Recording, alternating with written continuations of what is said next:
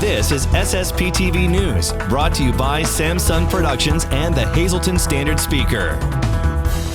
Coming up, a story on improving safety in Luzerne County and scenes from the 2021 commencement ceremony for the Hazleton Area School District. Welcome everyone, and thank you for watching. I'm Ken Carr with today's information. Faculty, staff, and parents were able to say congratulations, and students were able to say goodbye in person at the Hazleton Area School District's graduation ceremony on Wednesday. Class valedictorian Isabel Ritz spoke about the pandemic in her speech, saying, quote, "We can allow this experience to alter how we view the world around us, but we cannot let it define us." She added, "We all will be linked by our roots at Hazleton Area High School. No matter where we go, the memories made in this district will be part of our story," unquote. The class salutatorian is Donald Vaglia. In other news, Hazleton police are looking for a man in connection with an aggravated assault.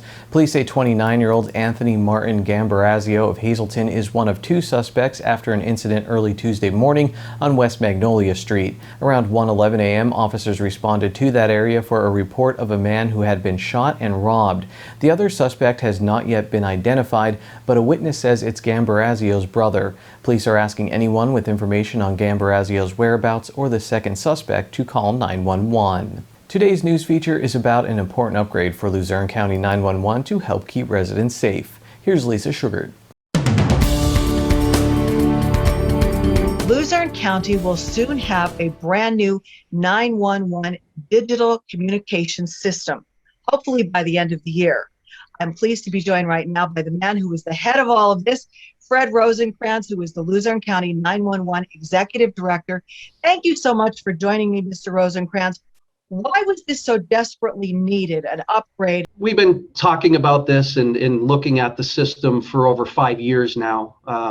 And one of the major reasons is end of life from the manufacturer. Like anything, technology changes rapidly, and this current system that we're using is an analog system that has been in place for nearly 20 years. So a lot of the equipment, as you can imagine, is outdated at our tower sites, and receiving that end of life notice from the manufacturer, not that the system is going to shut off tomorrow, but any parts or pieces that we need for the system or anything that we need to replace, it's very difficult to find them.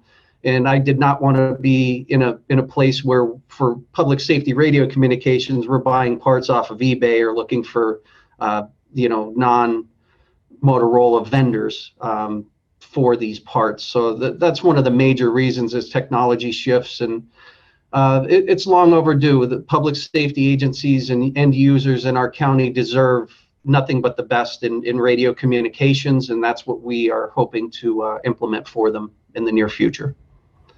Will this mean then better communication and better service in all areas of the county? Because I'm sure there were some areas in, the mountain areas or behind mountain areas that were difficult to reach. Absolutely. There are certain parameters and requirements within this contract that require coverage throughout our county and minimum standards. And additionally, with the narrow banding standards mandated by the FCC many years ago, that reduced our signal as well. So there's a lot of things that came into play against having solid coverage for all the public safety users out there, especially in the south of our county. We're going to be adding tower sites in other areas. So we're really looking forward to being able to add to the coverage in our county, something that is not being covered right now under the old analog system. And I would think too, I read that now the police transmissions will be encrypted or what. So this is a safety factor as well, correct? Absolutely. We're looking at officer safety and privacy issues.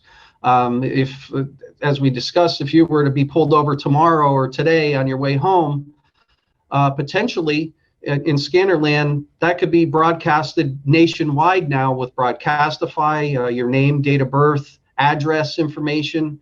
A lot of that information on traffic stops specifically is given out over the radio now to officers if they're not using a mobile data terminal or something like that. So it's a crime for me to release the identity of a victim, caller, or witness, but yet we're giving out identifying information over the radio. And it's also an officer safety issue. And obviously such a major problem or major project has a major price tag attached to it. So, and the price went up a little bit too, considering the fact that prices are going up in a lot of things. So to construct a new tower and the construction costs, the steel costs, coupling all that together, you're looking at around $350,000 to $400,000 per site. So, right there, with 4 sites failing structural analysis, that's 1.6 million of the 1.8 unbudgeted, that we unaccounted for through this process. So there's some things we can work through, but as I notified council at our last meeting, I'm not looking for council to borrow any more funds with that. We'll be able to absorb those costs, hopefully with the new federal funding that we received from the government under the CARES Act, and also some 911 funding through sound fiscal management. We have some funding that I can use towards some of these costs. So we'll be able to absorb them without a tax increase or without going to council for more borrowing. So they're very happy about that. Today's news feature is brought to you by Frankie's Pizzeria and Restaurant in downtown Hazleton. For more information on their specials, hours, and where you can find their delicious tavern pizza, you can call 570-454-6000, or you can visit their Facebook page. Time now for weather on SSPTV News. Here's our forecast from the National Weather Service. On Friday, mostly sunny with a high in the 70s. Friday night, a chance of showers and thunderstorms, mostly cloudy with a low around 60 degrees. Saturday, showers likely with thunderstorms also possible after 2 p.m., partly sunny with a high near 80 degrees. Saturday night, a chance of thunderstorms before 8 p.m., mostly clear with a low in the 50s. Sunday is mostly sunny with a high in the 70s. Sunday night, partly cloudy with a low around 60 degrees. Monday, a chance of showers and thunderstorms, partly sunny with a high near 80 degrees. And Monday night, showers and thunderstorms likely, mostly cloudy with a low in the 60s. The weather is brought to you by Valley High Food Drive-In in West Hazleton. They're open Monday through Saturday from 4 p.m. to 8 p.m. and Sunday from 1 p.m. to 8 p.m. These hours may vary as they work on staffing for the summer, so call ahead or check them out on Facebook. We're getting closer and closer to some great baseball in our area. There's now 37 days until the Pennsylvania 11 to 12-year-old Little League All-Star Tournament at Whispering Willows Park in Cunningham. Today's countdown is brought to you by the Brass Buckle Mexican Restaurant. Hit a home run just across the street from Whispering Willows Park. Ken Pollock Ford, the most important option on your next vehicle is your dealership. Make that dealership Ken Pollock Ford, your #1 most trusted dealer. Boyer's Food Market, shop fast and save money. Over 6,000 items on sale every day. Valvella Law, seriously injured in a car accident? Call us. And All Care Home Care. Your loved ones deserve the very best. For excellent home health care, call 570-459-3002.